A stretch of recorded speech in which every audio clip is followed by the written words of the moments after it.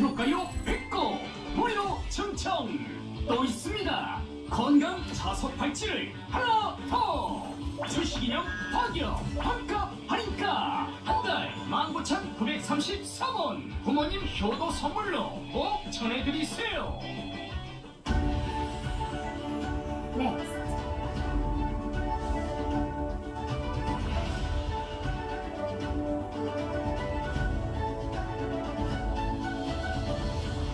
채널 차이나. 찾았다! 우리 옷! 사장님 바쁘세요? 밥 먹을 시간도 없어요. 아우 밥심으로 사놓은 우린데 일할 때 제일 기쁜 순간은요? 퇴근할 때? 저도 어쩌다 트로트 하게 됐어요? 한국의 흥에 많이 있죠. 한 소절 부탁드려요. 뷰티 최고. 멋진 이웃들이 많죠? 다 함께 내일을 만들어가는 우리는 모두 우리! 중국을 탐하다. 채널 차이나.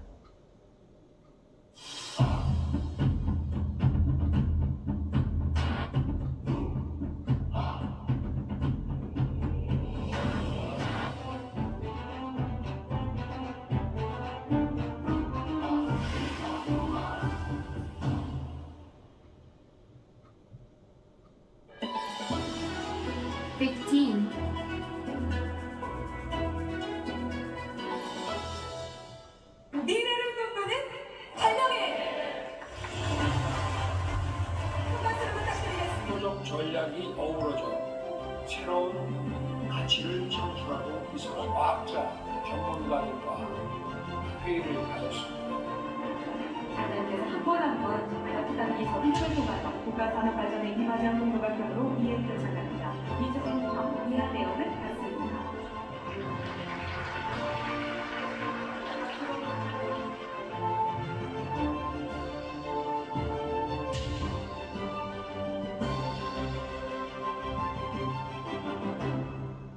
반갑습니다. 좀 더 진하게, 좀 더 딥하게 세상의 하디슈 피플들을 모시고 이야기를 들어보는 박진영의 찐터뷰 문을 열겠습니다. 정치, 경제, 사회문화, 각계각층의 저명 인사들을 스튜디오에 모셔서 그들의 인생관, 가치관, 또 직업관, 그리고 최신의 트렌드까지 들어보는 시간입니다. 오늘은 직장인이면서 걷는 사진작가로 활발하게 활동하고 계시는 이호준 사진작가님을 모셨습니다. 안녕하십니까? 네, 안녕하십니까?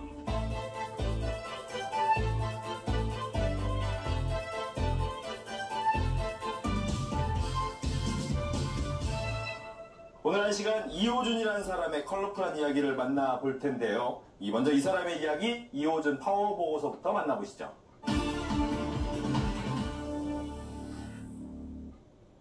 네, 직장인 하면서도 사진작가로 활동하고 계시는 이호준 사진작가를 모셨는데 먼저 본인 소개 부탁드립니다.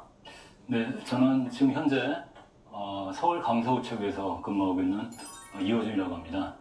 행복을 배달하는 우체국 공무원입니다. 그리고 우연히 취미생활로 사진을 좀 열심히 하다 보니 여러 군데 노출이 되고 또 여러분들이 저를 작가라고 불러주시고 그런 하여간 취미 사진가입니다. 네, 국장 하면서 취미 사진가다 이렇게 얘기를 하셨는데 직장인 경력도 굉장히 좀 다양한 업무를 하셨더라고요. 보니까 방송위원회도 계시고 방송통신위원회도 있다가 미래창조과학부 또 과기정통부 이렇게 다양하게 있었는데 우선 직장인으로 어떻게 얼마나 살아오신 거예요? 사진작가로서의 경력도 있겠지만 제가 이제 직장 생활은 1992년도, 93년도인가? 그때 시작했으니까 지금 한 30년 정도 되고요. 네. 처음에 첫 직장은 방송위원회라는 곳을 다니게 되었습니다. 방송에 관한 업무를 하는 국가기관인데요. 이제 공무원 조직은 아니었어요, 거기가. 그렇죠. 하는 일은 국가 행정인데 일은 공무원이 아니었는데 이제 방송통신융합이라는 대세가 있었습니다. 그게 이제 1998년도인가 그쯤에 그때 방송위원회하고 기존의 정보통신부가 통합을 하게 됩니다. 정부조직 개편에 해가지고 그래서 그때 이제 공무원이 된 거죠. 그때 그래서 방송통신위원회를 시작해서 그 다음에 미래창조과학부, 과학기술정보통신부, 그리고 현재 우정사업본부 강서우체국장으로 일하고 있지만은 우정사업본부는 과기정통부의 소속기관입니다. 그러니까 같은 기관이라고 보시면 됩니다. 그래서 한 30년 정도 직장생활을 했고요. 네. 뭐 제가 하던 일은 원래는 제가 방송 일을 쭉 하다가 이제 공무원이 되면서부터는 통신 정책을 좀 오래 했습니다. 요금 담당 그리고 요즘에 이슈가 되는 망종 입성 그런 거 직접 정책을 수립하던 사무관이었고요. 그 다음에 소프트웨어 업무도 좀 오래 했고요. 네. 그러다가 2008년도에 우정사업본부로 넘어오게 됐습니다. 그때 그래서 처음에 발령난 데가 전남 나주에 있는 우정사업정보센터에 가게 되었습니다. 거기서 한 2년 7개월 정도 예금 정보과장으로 열심히 일을 했고요. 네. 그 당시에 이제 뭐 남도에 있다 보니 네. 제가 뭐 원래 서울이 고향인데 남도에 진짜 처음 가게 된 거죠, 사실은.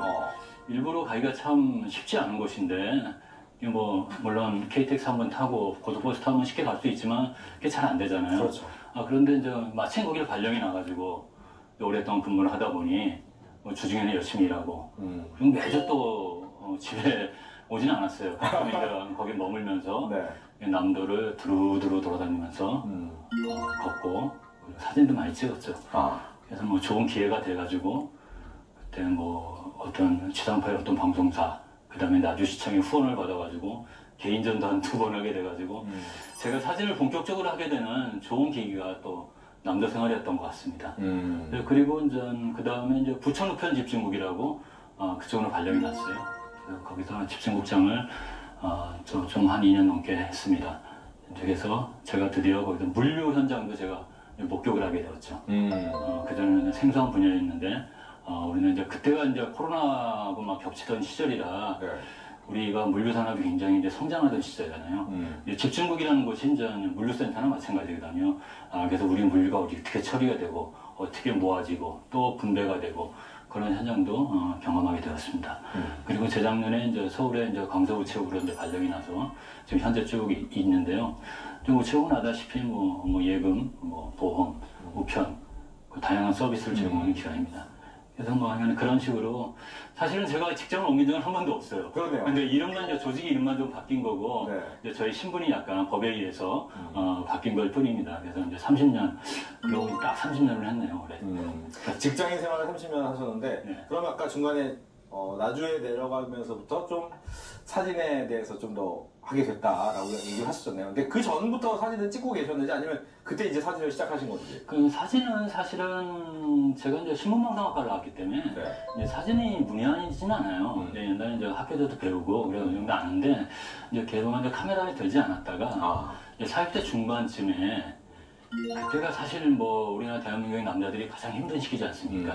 조직에도 힘들고 그다음에 건강에도 문제가 생기고 진짜 이렇게 살아서는 안 되겠다는 그 위기감이 느껴지더라고요. 정말 중앙정보부처에 사무관을 일한다는 거는 참 제가 이런 말씀드리긴 뭐하지만 정말 힘듭니다. 하루하루가 그냥 온갖 이슈에 해야 되고 온갖 보고서를 만들어야 되고 그다음에 정책적인 결정을 해야 되고 또 페이퍼를 써야 되고 그런 사계에서 쉽지 않은 생활을 하다가 이렇게 생각하니까 좀 지치겠구나. 그렇게 해서 제가 찾아낸 게 주말에 이제 등산을 하고 그다음에 이제 한강 저희 집이 이제 목동이라는 이제 한강에 가까웠어요. 거기서 산책을 하고 자전거를 타게 됐습니다. 근데 어느 순간 굉장히 멋있는 장면들이 눈에 띄기 시작하더라고요. 그래서 이거를 사진으로 담아보면 어떨까? 그리고 마침 그때가 또 페이스북이 또 막 활성화되긴 시기였어요. 그래서 사진을 제가 찍어가지고 어떤 약간 오픈할 수 있는 공간도 생기고 그래서 자연스럽게 시작된 거죠. 이제 그게 40대 중반부터 시작된 사진을 이제 제대로 취미로 삼아서 찍기 시작했다. 그렇게 보시면 될 것 같습니다. 그렇군요. 바쁘게 사시면서 출근 퇴근만으로 힘든데 개인전도 하시고 직장 생활과 사진 작가까지 함께 하는 건 쉽지 않은 일 같은데 일단 체력적으로도 안 될 것 같기도 하고요. 이 열정이 어디서 나오는 겁니까? 그게 이제 제가 저희 어머니한테 굉장히 감사드린 게 체력 회복력이 굉장히 좋아요. 체력 자체가 뭐 이렇게 힘이 세고 그러진 않은데 잘만 쉬면은 뭐 아주 피곤한 상태가 뭐 이틀 3일 가지는 않아요. 하루에 다 되거든요. 그런데 그게 또 제가 가만히 있는다고 회복이 안 되더라고. 오히려 저는 좀 다녀야 돼요. 돌아다니고. 그래서 오히려 바쁠 때 더 바쁘게 제가 움직이는 게 저의 그 피로회복 방법이라는 걸 알게 되었어요. 그래서 이를테면은 주말에는 이제 사무실 안 나가니까 새벽에 일어납니다.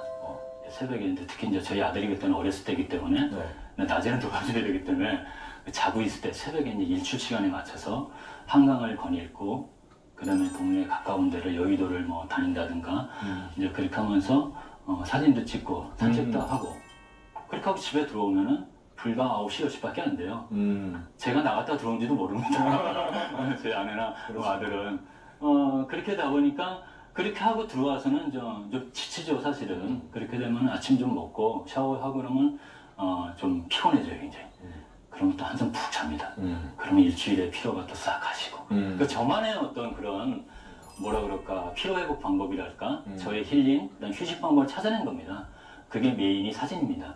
그리고 걷기 그 두 가지라고 볼 수 있습니다. 그렇군요. 지금 얘기를 좀 하셨지만 걷기라고 얘기를 하셨잖아요. 그러다 보니까 별명이 이제 걷는 사진 작가다라고 했는데 보통 그냥 무작정 걷습니까? 아니면 자전거나 다른 것도 이용을 좀 하십니까? 그 자전거를 많이 탔던 거는 사실 코로나 때문에 그런 거였어요. 코로나 때문에 그리고 사실은 걷는 겁니다. 제가 약간 좀 별스러운데요. 제가 운전면허가 없어요. 그래서 제가 뭐 원래부터 운전을 별로 하고 싶은 생각이 없어가지고 어쩌다 보니 또 면허도 안 따고 그러다 보니까 저는 걸을 수밖에 없는 방법이 없는 거죠. 그러니까 제가 차가 없으니까. 그러니까 걷는 거하고 대중교통. 그리고 대중교통도 어쨌든 좀 대충 내려다 주잖아요. 아주 뭐 디테일하게 그렇죠. 하지 않으니까 어느 특정 지역이 아니라 어느 큰 어떤 거 내려주면은 거기서 걸어가야 돼요. 그래서 이제 걸어 다니다 보면은 제가 이제 제 책을 뭐 재작년에 한 번 낸 게 있는데 이게 제목이 걸으면 보이는이라는 책이에요. 그러니까 사진이라는 게 이게 휙휙 지나가면은 찍기가 굉장히 힘들어요. 차를 타고 지나가다 아무리 좋은 장면이 있어도 갑자기 쓸 수가 없잖아요. 그렇죠. 자전거도 마찬가지예요. 자전거는 차보다는 덜하지만 그래도 걷는 것만큼 사진에 아주 적합한 움직임은 없다고 생각해요. 그래서 저는 완전히 그걸 터득한 거죠. 그래서 뭐 이게 오래 걷다 보면 많이 걸을 때도 있어요. 하루에 뭐 20km 정도 걸을 때도 있고 뭐 하루에 5-6시간 걸을 때도 있는데 이렇게 천천히 걸으면서 그다음에 이제 뭐 눈에 보이는 좋은 장면이 있으면 찍고 그다음에 뭐 주변에 동네 같은 데 가서 뭐 식사도 그런 데도 간단하게 하고 뭐 주민들하고 얘기도 하고 그런 방식으로 제가 사진생활을 한다고 보시면 됩니다. 그러면 걷기가 먼저였습니까? 사진이 먼저였습니까? 걷기가 먼저죠, 제가. 걷기가 이제 아까도 말씀드렸듯이 40대 중반에 여러 가지 제가 이제 피로회복 방법, 그다음에 자기 관리 방법으로 이제 운동을 좀 했다 그랬지 않습니까? 뭐 걷기하고 뭐 달리기, 뭐 자전거 그런 다양하게 했는데 그때 이제 걷기를 시작한 거죠. 한강이 참 멋있어요, 정말. 한강은 정말 아름다운 곳입니다. 그거를 오르락 내리락 하면서 걷다 보면은 정말 생각지도 못한 우리가 평상시에는 절대 안 보여요, 그런 장면이. 천천히 걷다 보면 보일 때가 있습니다. 그러다 보니까 이제 이 카메라가 필요하구나. 그런 생각이 들었어요. 그래서 그때 이제 제대로 된 카메라 하나 사가지고 찍기 시작한 거죠. 그렇군요. 걷기가 먼저였다라고 얘기를 해주셨는데 그럼 아까 말씀하신 것처럼 한강이 첫 번째 그 피사체였습니까? 그렇죠. 제 사진의 고향은 뭐 단연코 한강입니다. 한강은 정말 제가 많이 다녔어요. 그 뭐 횟수를 헤아릴 수 없을 정도로 거의 뭐 주말에는 거의 제가 목동에 살 때는 거의 뭐 토요일 일요일 언제나 나갔으니까 저녁 때도 나가고. 걸어서 어디까지 가고 계셨습니까? 이렇게 주로 다니는 곳은 이제 행주산성하고 이제 여의도 사이를. 사이. 그러니까 이제 버스로 간단하게 갈 수 있는 거, 걸어서 갈 수 있는 거. 이제 그 넘어서면 좀 멀어져요.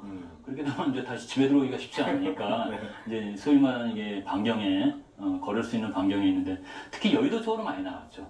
여의도 쪽으로 가다 보면 많이 나갔습니다. 아침에 해가 뜨고 그다음에 아침 저녁으로 일몰일출 시간에 새들이 날기 시작하거든요. 가마우지대가 이제 달아오르고 오리떼들이 날아오르고.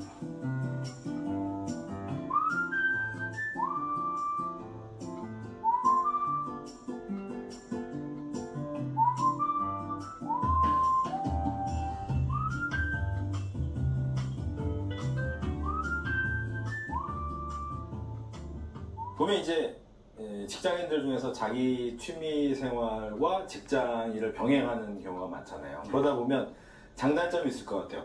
직장일과 취미 생활을 둘 다 집중하지 못하는 건 아니냐라는 생각이 들 때도 있고, 아니다, 오히려 직장에서 했던 스트레스를 취미로 풀 수 있어서 좋다, 이렇게 생각할 수도 있고. 어떻습니까? 저는 뭐 직장 일하고 취미하고는 완전 별개죠. 그게 뭐 연관성이 있다고 보진 않죠. 직장 일은 주중에 열심히 일을 하고 제가 주어진 업무 열심히 하고 그다음에 저의 뭐 생계를 해결하고 저희 가족을 책임지는 곳이지 않습니까? 네. 그거 열심히 하고 이제 그거 이제 주말에 뭐 직장 다니는데 사진을 찍을 수는 없는 거 그거는 뭐 말이 안 되는 거고 그래서 제가 이제 주중에는 이제 직장에 열심히 하고 주말이나 이제 뭐 휴가 때 그다음에 공휴일 때 이제 그럴 때 카메라를 드는 거죠. 이제 사진을 찍으면서 보통 찍은 다음에 다시 사진을 보면 그 기억이 그때 감정이 느껴지십니다. 그렇죠. 제가 찍은 사진은 단 한 장도 버리지 않았습니다. 다 인화도 하신 거예요? 저는 이제 디지털 카메라니까요. 이제 기본적으로 그게 아마 정확하게 근데 2012년도부터가 아마 본격적으로 제가 찍기 시작했을 거예요, 사진을. 네. 그때부터 찍은 사진 단 한 장도 제가 버린 적이 없습니다. 삭제한 적이 없어요. 전부 다 외장하드에 다 있습니다. 그리고 그 중에 이제 모든 사진은 뭐 특히 디지털 사진은 뭐 많이 찍기 때문에 네. 실제적으로 그거를 이제 셀렉을 해가지고 골라내가지고 다시 약간 보정을 해가지고 이제 최종적으로 뭐 작품이 됐던 어디가 됐던 그 만들잖아요 사진으로. 그거는 굉장히 일부분이거든요. 그렇지만은 10년 전이고 몇 년 전이고 그때 사진을 보면은 진짜 선명하게 기억이 납니다. 그때 상황이 내가 어떤 상황이었고 그리고 어떤 느낌이었고 그게 사진의 힘인 것 같아요. 제가 뭐 기억력이 그렇게 좋지 않은데 이상하게 그 사진만 보면은 그때 기억은 정말 아주 선명하게 떠오릅니다. 그럼 가장 기억에 남는 사진 한 장을 고르라면? 글쎄요. 제가 이제 뭐 여러 사진이 있는데 지금 갑자기 떠오르는 사진은 해바라기 사진이 있어요. 해바라기 사진. 이게 이제 그 불광동에 돋바위역이라는 데가 있습니다. 육군에. 등산을 좋아해가지고 그 족두리봉이라는 데가 있어요. 네. 거기가 오르기가 쉬워요. 역에서 한 30분만 좀 올라가면은 굉장히 풍광이 좋습니다. 앞쪽으로는 뒤쪽으로는 앞에는 저 관악산이랑 쭉 서울 시내가 보이고 뒤로는 또 일산이 쫙 보이는 아주 좋은 곳인데 거기 오르다가 거기가 조금 아직 개발이 충분히 안 된 오래된 동네예요. 거기 올라다 보니까 이게 화분이었는데 해바라기인데 그러니까 오래된 담벼락을 배경으로 아주 잘 펴 있더라고요. 그래서 그걸 찍었죠 제가. 그걸 찍고선 찍을 때는 사실 크게 뭐 몰랐어요 이거. 그래가지고 이제 집에 돌아와가지고 그걸 이제 컴퓨터에 넣고 이제 열어보고 약간 이제 리터칭을 하면서 이제 보정을 해보니까 좋은 거예요. 그래서 그 사진이 저의 거의 뭐 인생샷이나 마찬가지입니다.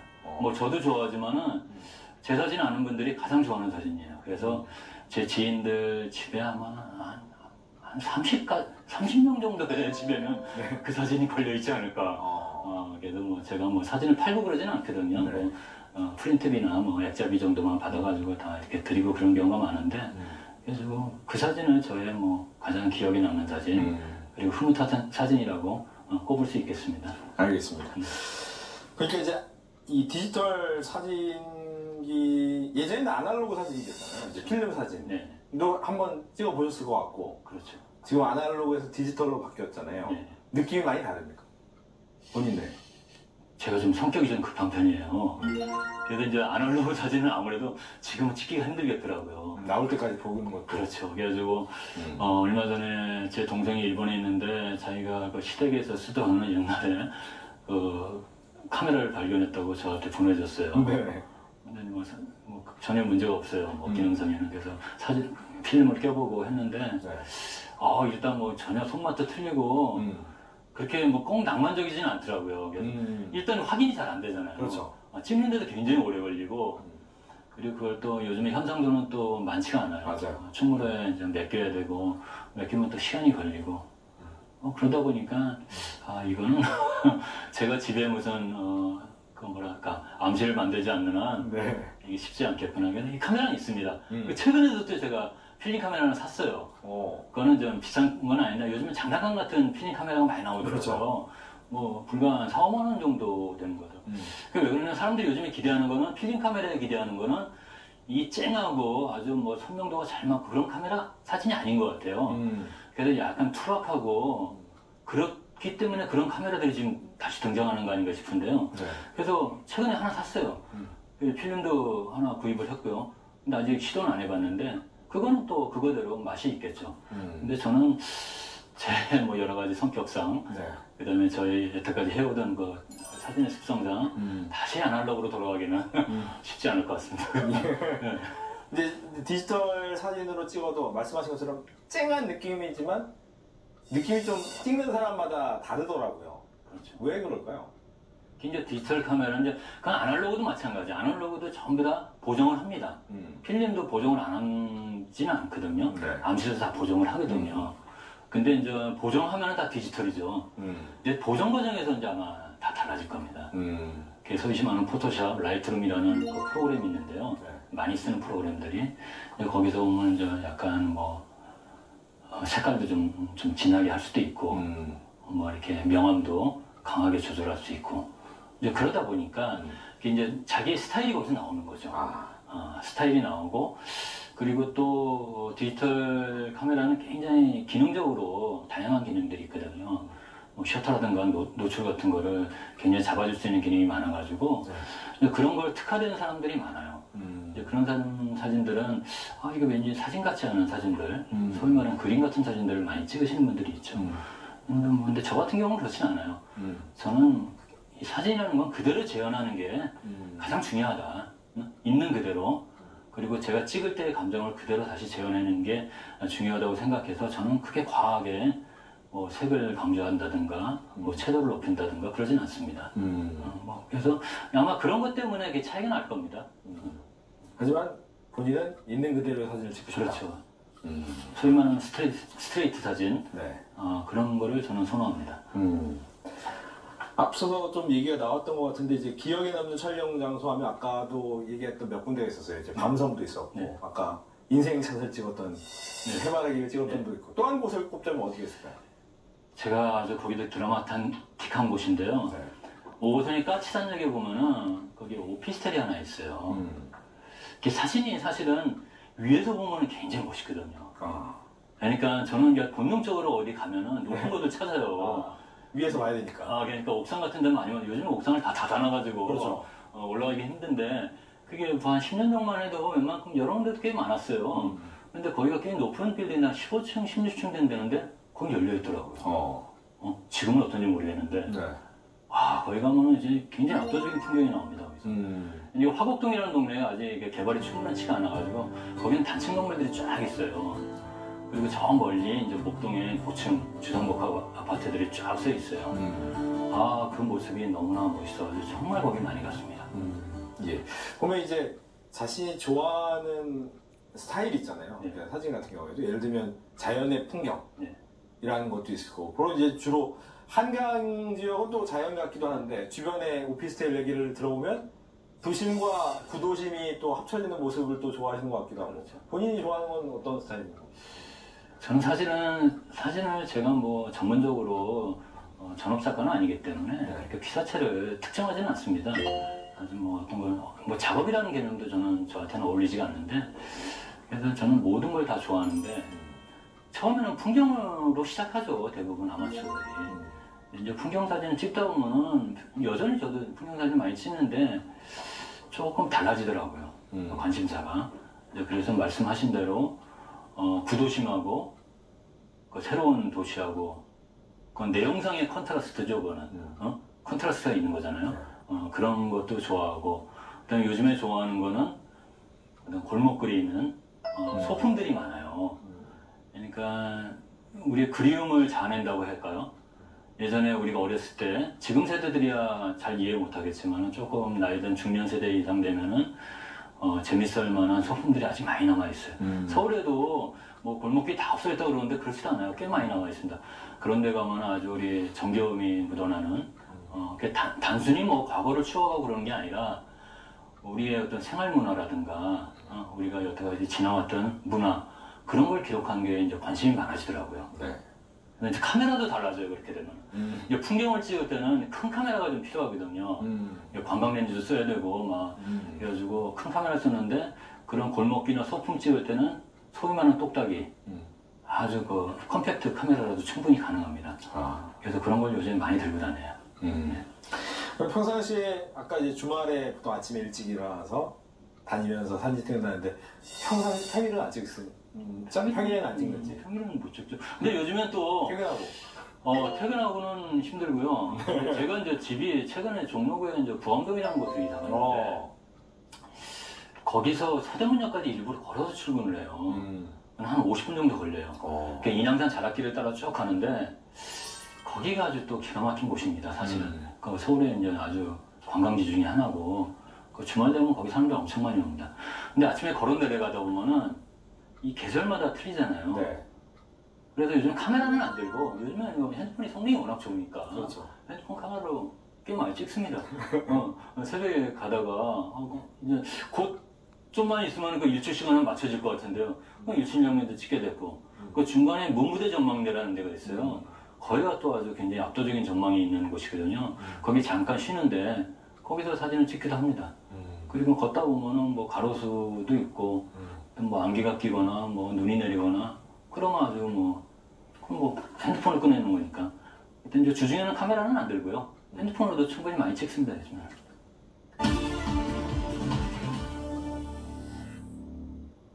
네, 이번에는 두 번째 섹션입니다. 이 사람의 세상 카운트 펀치라는 코너입니다. 이 코너에서는 이호준 작가님의 인생 철학과 비전 그리고 인간적인 면모를 좀 더 깊이 들여다보겠습니다. 준비되셨죠? 네.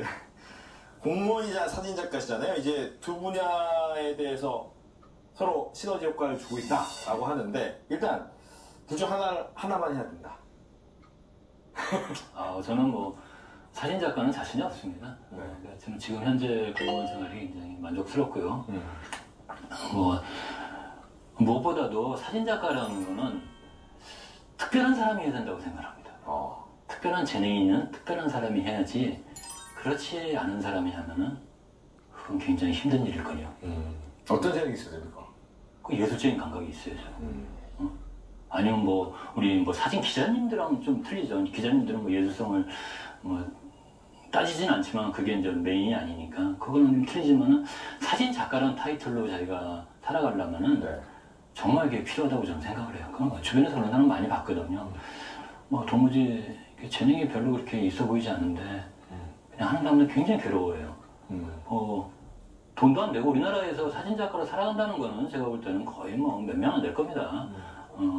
그런 상황에서 그래도 이제 그 사람들이 버틸 수 있는 건 재능이죠. 그 예술적인 재능, 예술을 사랑하는 마음, 그리고 사진을 진짜 사랑하는 마음. 근데 그런 게 있으면 할 수 있다고 보는데 저는 그 정도까지는 안 된다고 보고요.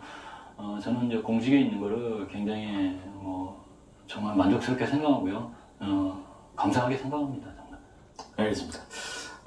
어린 시절의 꿈이 그럼 연결이 됐는지 예를 들면 공무원이라는 꿈이라든가 아니면 사진작가라는 꿈을 혹시나 어린 시절에 두 개 중에 하나는 꾸셨는지요? 전혀 꾸지 않았어요. 그럼 어떤 꿈이셨어요?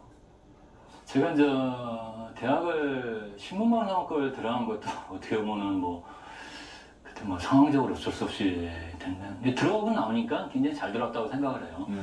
그래서 저는 아주 좋은 과를 선택해가지고 공부도 잘했다고 저는 생각을 하는데 그때 제가 한번 그때는 다들 신방과를 졸업할 때 되면 이제 취업 때문에 고민을 하다가 사진 기자를 한번 시험 본 적이 있었어요. 언론사에.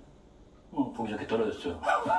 그때 만약 합격을 했으면은 지금 어떻게 됐을까 또 한번 그런 생각은 가끔 해봅니다.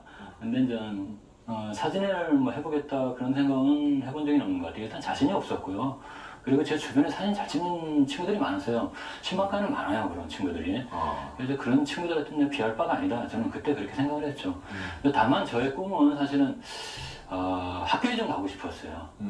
교수가 좀 되고 싶었는데 그것도 쉽지가 않더라고요. 그래서 쉽지가 않아가지고 그래서 그렇지만은 결과론적으로 더 좋은 직업일 수도 있는 지금 직업을 할 수 있어가지고 저는 감사하게 생각하고요.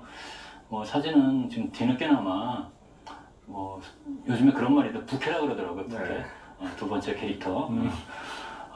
두 번째 캐릭터로서 제 사진가라는 명칭을 제가 한 번도 욕심을 내본 적은 없는데 주변에서 하도 그렇게 불러줘가지고 자연스럽게 사진가가 됐고 사진 작가라도 불리는데 그걸로 충분히 만족을 하고요. 굉장히 만족스럽고 또 자부심도 느낍니다. 그렇다면 사진의 매력은 어디 있습니까? 이게 혼자 할 수 있다는 게 저는 가장 큰 매력이라고 생각해요. 이게 다른 취미들은 뭐 이게 운동도 뭐 혼자 하기 쉽지 않고 또 게임을 해야 되고 뭐 그런 거지만 물론 사진도 동호회도 있고 아카데미도 있고 뭐 클럽도 있고 다 있어가지고 같이 활동을 하지만은 진짜 사진하는 사람들은 혼자 하거든요. 그래야 사진을 제대로 찍을 수가 있어요. 이 같이 다니다 보면은 이게 사진 찍기가 쉽지가 않아요. 서로 뭐 관심 분야도 틀리고 발걸음 속도도 틀리고 그렇기 때문에 이게 서로 눈치도 봐야 되고 그렇죠. 그렇지만은 사진은 온전히 나 홀로 할 수 있다는 겁니다. 나 홀로 할 수 있어가지고 혼자 조용히 걷고 할 수 있는 그리고 사진이 또 어떻게 보면은 또 그렇게 어려운 예술 장면은 아니잖아요. 좀 감각이 좀 있고 이제 카메라 좀 좋은 카메라 갖고 그다음에 이제 기본적인 그 기능만 좀 습득하면은 얼마든지 또 뭐 인정도 받을 수 있고 다른 사람한테도 인정도 받을 수 있고 뭐 그런 면에서 굉장히 저는 이제 그런 표현을 어디다 썼는데 굉장히 민주적인 매체다.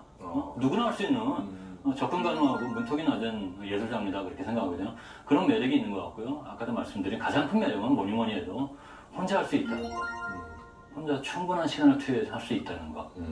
그게 가장 큰 매력이 아닐까 그렇게 생각합니다. 이제 보니까 이제 사진집도 내셨잖아요. 보면 이제 사진도 있지만 옆에 이제 에세이 같은 글도 함께 쓰셨던데 보고서 글하고는 다르잖아요. 평상시에 글쓰기 신방 학교에서 많이 단련이 된 겁니까? 아니면 어떤 겁니까? 사실 제가 사진을 이제 취미로 본격적으로 하면서 SNS 활동을 좀 조금 열심히 한 편이거든요. 네. 근데 SNS라는 게 약간 공개적인 매체잖아요. 그렇죠. 그걸 지켜보는 사람들이 있었어요. 제 친구 중에 하나가 지금은 뭐 안타깝게 고인이 됐는데 그 친구가 나한테 글 한번 써봐라. 또 사진도 좋지만 글도 괜찮다. 그래가지고 한번 사진 이야기라는 이호준의 사진 이야기라는 이름으로 글을 많이 썼어요. 한 14회 정도 연재를 했고요. 제가 이제 우체국 공무원 되기 직전에 소프트웨어 정책을 했는데 우연히 소프트웨어 전문지가 있습니다. 소프트웨어 정책연구소라는 우리나라의 거기에 정부 연구소인데요. 네. 거기에서 소프트웨어 중심사회라는 월간지가 나와요. 그건 굉장히 드라이한 잡지죠. 네. 그냥 기술적인 얘기나 학술적인 얘기 나오고. 근데 거기서 제안이 왔어요.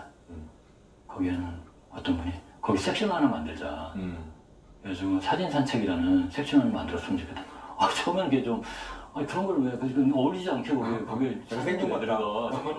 그렇지 않다는 거야. 그래서 좀 약간 쉬어가는 코스로. 그래서 거기에 이제 제가 그게 4년 전입니다, 무려. 그때부터 이게 이제 사진하고 사진 2장하고 짧은 글 이렇게 조합하는 포토 에세이를 쓰기 시작한 겁니다. 이제 그게 벌써 45회를 연재했어요. 그게 이제 그러다 보니까 이 글과 사진이 함께 모아진 겁니다.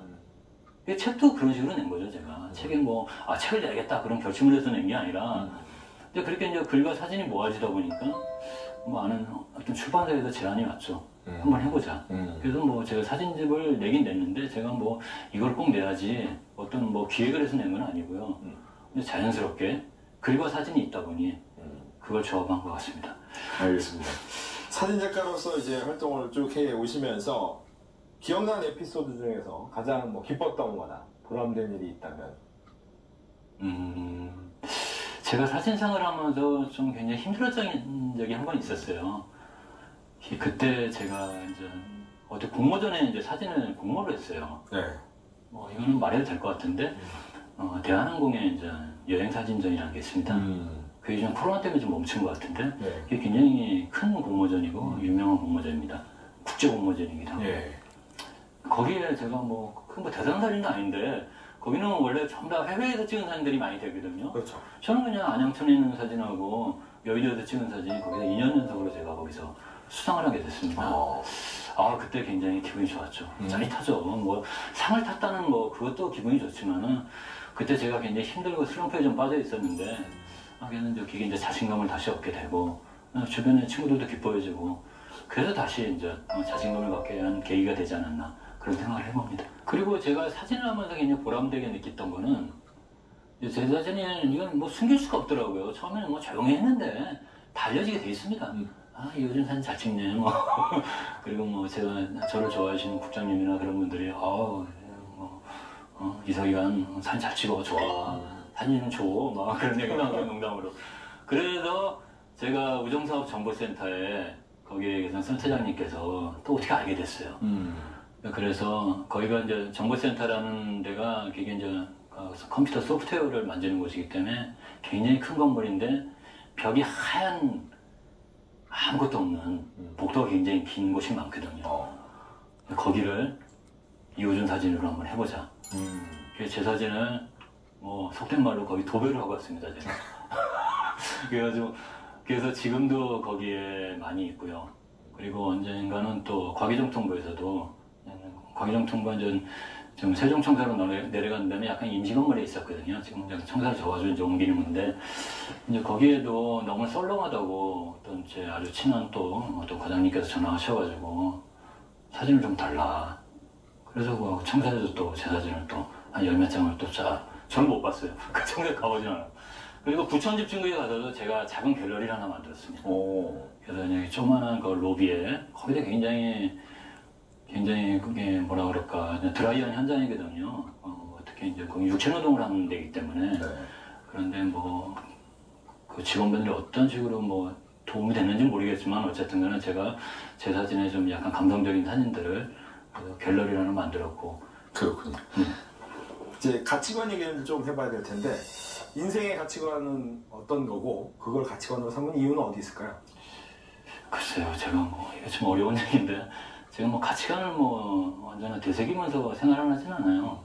뭐 누구처럼 뭐 벽에다 붙여놓고 뭐 그러진 않은데 저는 다만 좀 삶을 좀 긍정적으로 살자, 유연하게 살자, 그러겠습니다.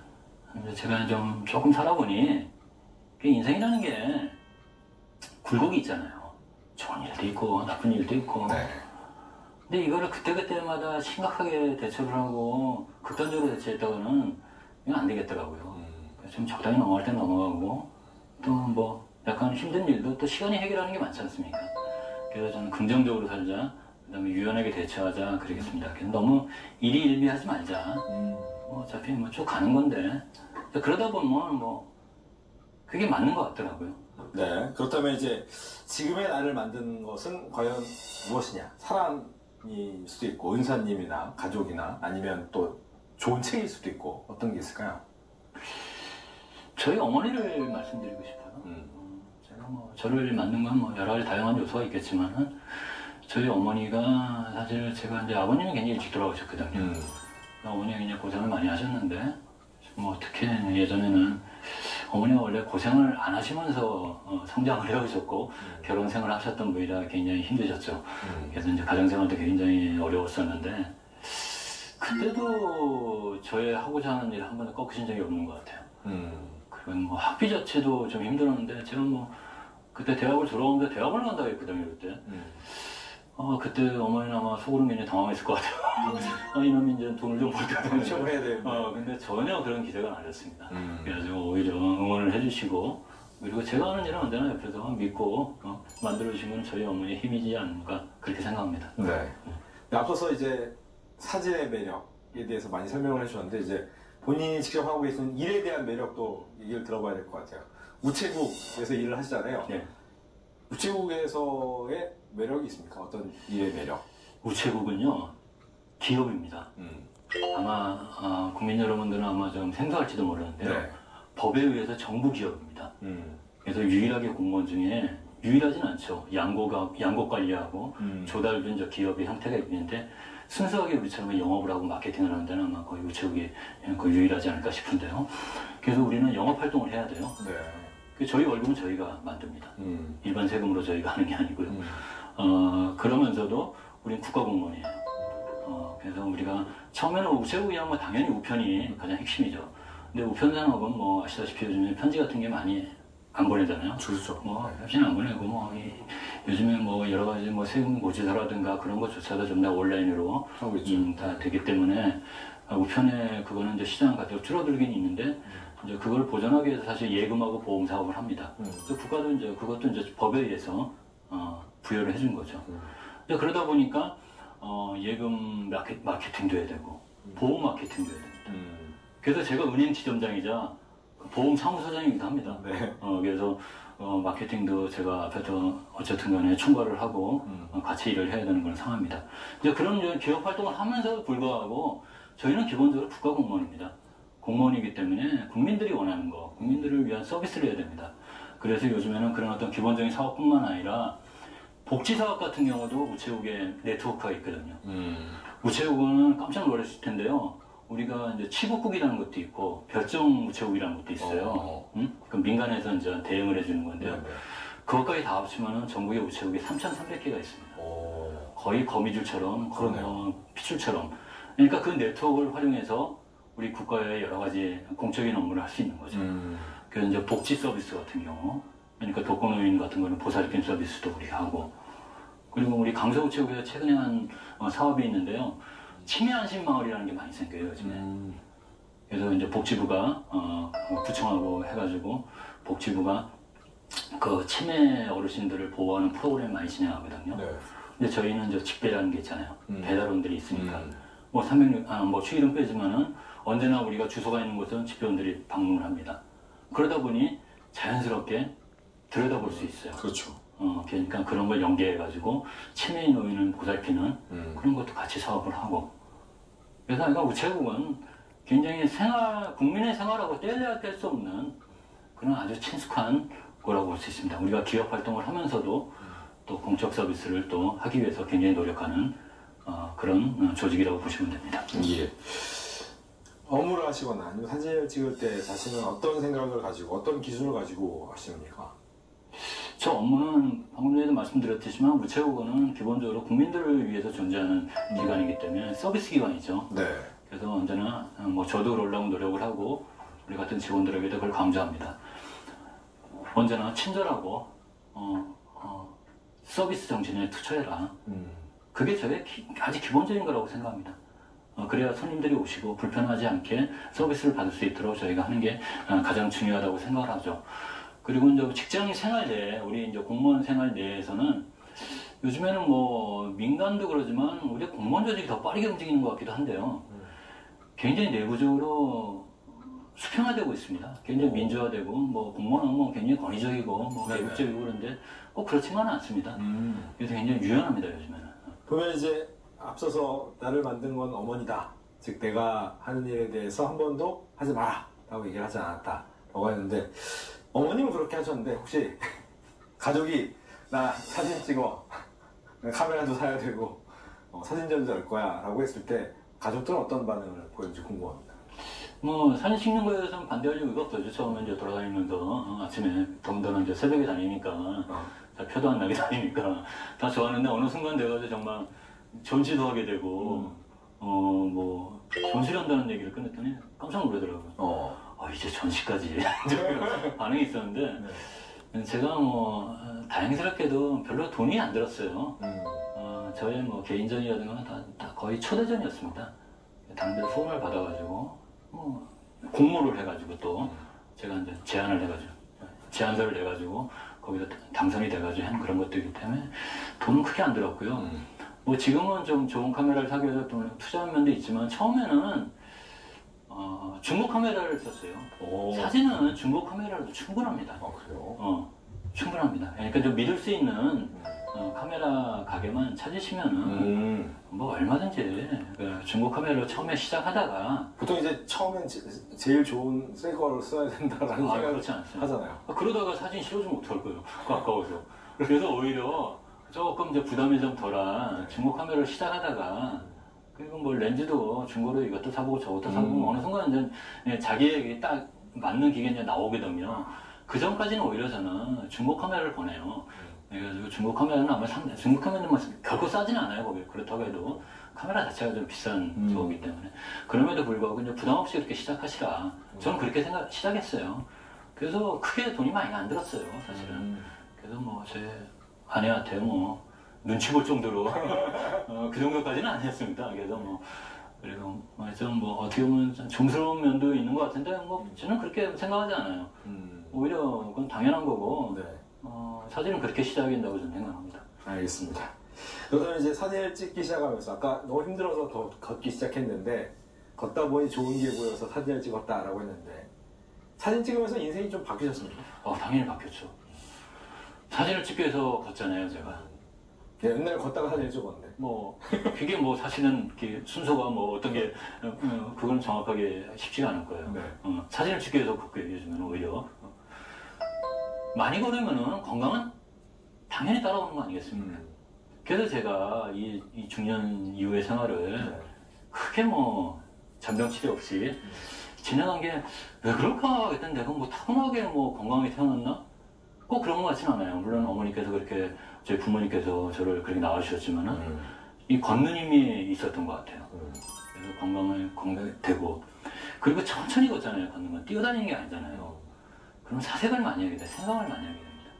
요즘 고민거리도 걸으면서 정리도 하고 그런 시간을 많이 갖게 되고, 이제 그러다 보니까 또 사진을 하다 보니까 사진은 기본적으로 아름다운 걸 추구하는 거잖아요. 미학이잖아요.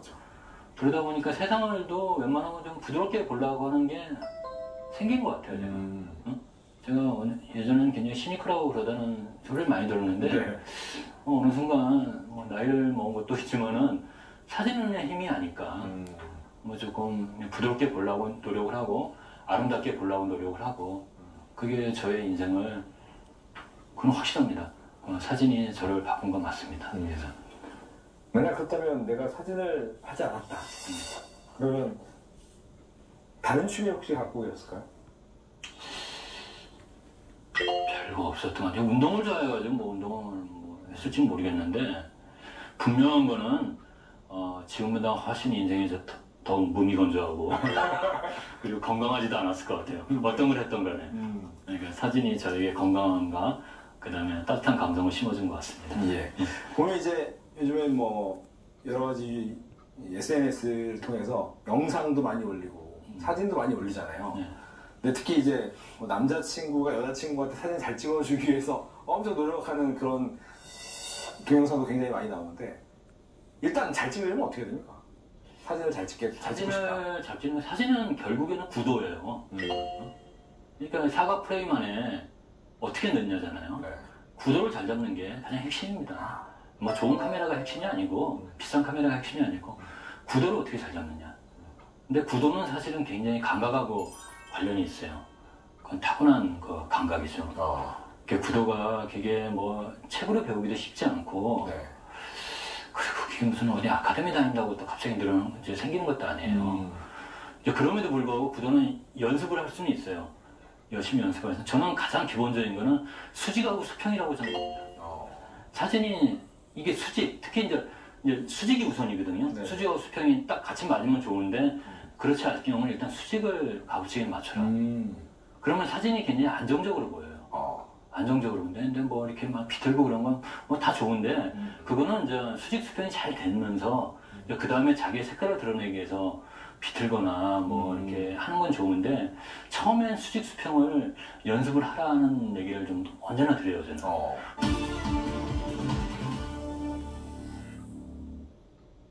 네, 마지막 코너입니다. 이 사람의 출사표 히든 포인트 시간입니다. 혹시라도 마음속에 품었는데 아직까지 다른 사람에게 이야기하지 못했던 계획이 있다면 이번 기회에 마음껏 이야기해 주시면 되겠습니다. 저희가 가슴 깊이 박수와 응원까지 보내드립니다. 첫 번째, 앞으로의 계획. 두 가지 계획일 것 같아요. 인생 계획, 그리고 사진 작가로서의 계획.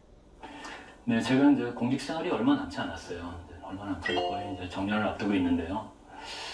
지금 가장 저의 중요한 거는 이 공직 생활을 잘 마무리하는 거죠.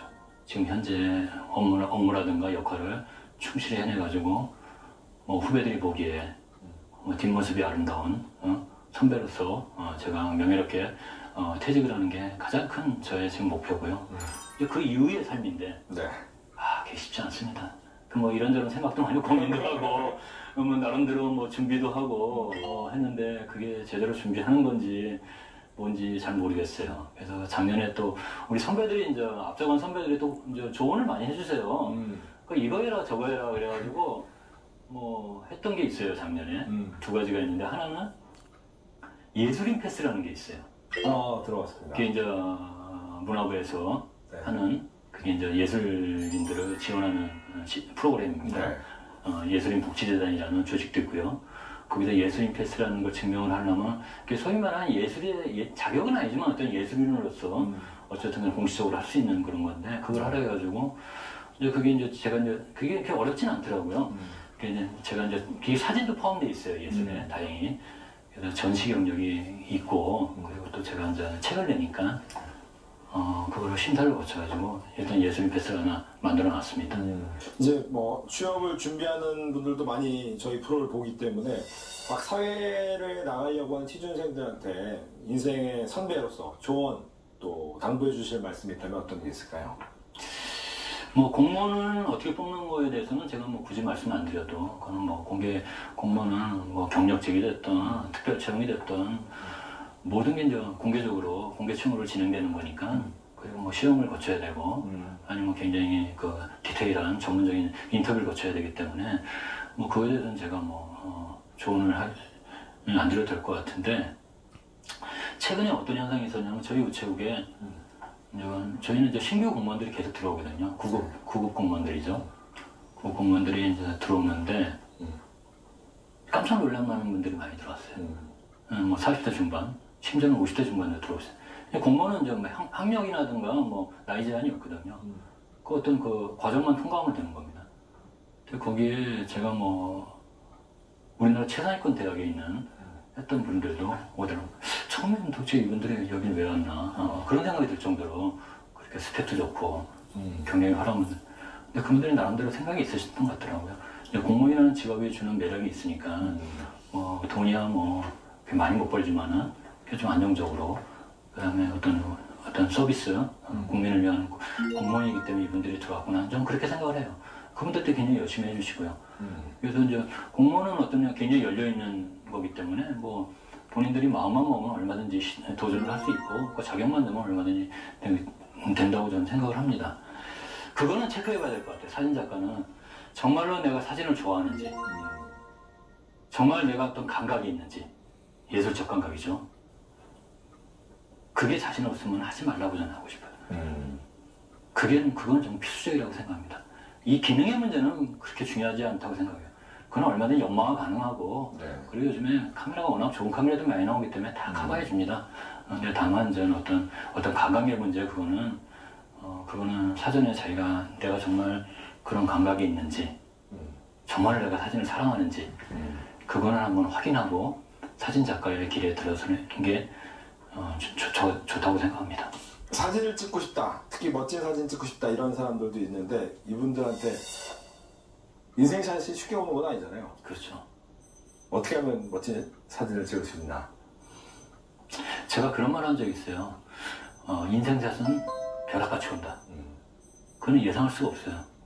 아주 멋있는 포인트 같다고 인생샷이 나오진 않습니다. 뭐 좋은 사진은 나올 수가 있겠죠. 예쁜 사진. 그렇지만은 그래서 저는 그 인생샷은 대부분 주변에서 나오지 않을 거라 생각합니다. 제 인생샷이 그렇지 않습니까? 뭐 예측이나 있겠어요? 그때 등산하다가 그 불광동의 오래된 골목길에서 해바라기를 찍었고 그 다음에 안양천에 갔다가 오늘은 타이밍이 놓쳤냐면 뒷걸음치다가 그 아름다운 그 자전거 커플을 찍었듯이 그렇게 되려면은 주변을 많이 사랑을 해야 돼요. 근데 그것도 가만히 생각을 해보면은 거기를 제가 많이 갔기 때문에 그 사진을 찍었던 것 같아요. 제가 안양천도 진짜 무수히 다녔거든요. 무수히 다닐 때마다 언제나 틀립니다.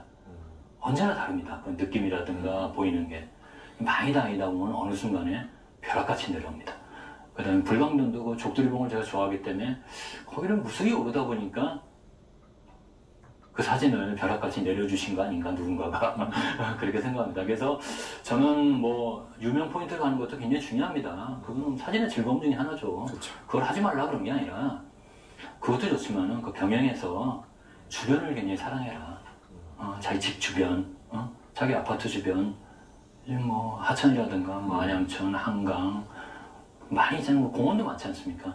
그런 데 가면은 분명히 거기서 인생샷을 만날 수 있다고 저는 자신 있게 말씀드릴 수 있습니다. 네. 끝으로 앞으로 어떤 사진을 찍고 싶으신지? 네, 뭐 저는 오래된 삶의 흔적, 그 다음에 손때 묻은 생활 소품 그런 걸 찍고 싶어요. 오늘 이 방송국에 오면서 제가 광화문역에 와가지고 거기에 긴 지하 통로를 지나가다가 하나의 문구를 봤어요. 그러면서 제가 무릎을 딱 쳤는데요. 거기 그렇게 써 있더라고요. 살았던 것도 아닌데 묘한 그리움이 난다. 그게 어디냐? 북촌을 찍은 사진이었어요. 그러니까 제가 이제 제가 골목길을 그렇게 좋아했던 이유를 여기서 답을 준 거예요. 제가 그런 오래된 소품을 이게 물레동에 그 사진도 기억나는데요. 물레동에 가면 아주 좁방촌이 있습니다. 아주 좁은 옛날에 가면 물레동에 보면 참 철공소가 있고 그러던 곳이거든요. 그래서 거기를 완전히 좁은 한 사람 지나갈 만한 골목길이 있는데요.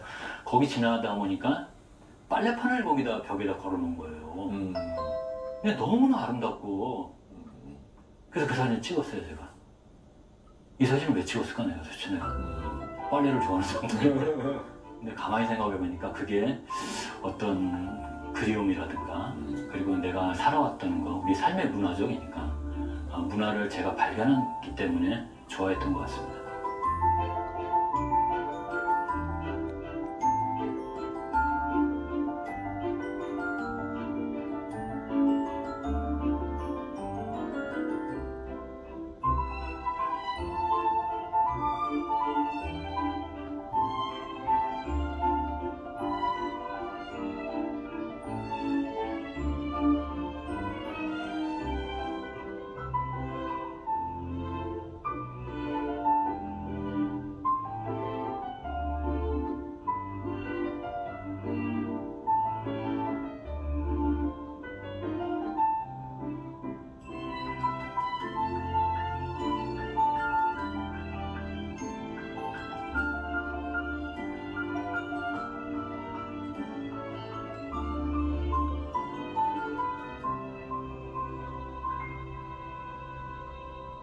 그런 어떤 아주 생활 속에 있는 어떤 생활 속의 미학이라고 해야 되나요? 제가 생활 미학이라는 말을 쓴 적이 있는데 그런 생활에서 묻어나는 그 미학적인 거를 그런 장면을 좀 더 많이 찍고 싶습니다. 예. 마지막으로 포부 있으시면 앞으로의 포부 이야기를 해주시죠. 네. 공직생활 잘 마무리하고요. 네. 아름다운 뒷모습으로 정년퇴직을 난 다음에는 또 뭐 상당 기간 동안은 경제활동도 해야 되고 또 취미활동도 더 열심히 해야 되는데 가급적이면 사진에 관한 일을 좀 했으면 하는 게 제 소망입니다. 그래서 제가 여태까지 뭐 책도 쓰고 특강도 사진은 여러 번 했었거든요. 이게 책의 나비 효과가 굉장히 큰데 제 걸으면 보이는 사진은 책을 내다 보니까 그 이후로 특강 제안이 많이 있었어요. 대학에서도 한 적이 있고 고등학교 선생님들이 또 불러준 적이 있었어요. 그리고 동사무소에서도 불렀어요. 동사무소 마을주민들. 아주 최근에는 노인복지회관에서도 불렀어요. 다양한 분들 대상으로 해서 제가 사진 얘기를 했습니다. 아주 썩 잘하진 않지만은 그래도 엉터리 같지는 않더라고요. 호응도 해주시고 또 박수도 받고 그랬거든요. 앞으로 뭐 기회가 되면은 뭐 그런 활동을 좀 하고 싶습니다. 그래서 제가 뭐 엄청난 뭐 돈을 벌자 그런 게 아니라 어떤 그런 어떤 제가 여태까지 어쨌든 오랜 시간 동안 쌓아온 사진의 어떤 내용을 어떤 주변 분들에게도 풀어줄 수 있는 기회가 됐으면 좋겠고요. 그리고 뭐 글도 계속 쓸 수 있는 지면이 허락되는 한 한번 계속 쓰고 싶은 생각도 있습니다.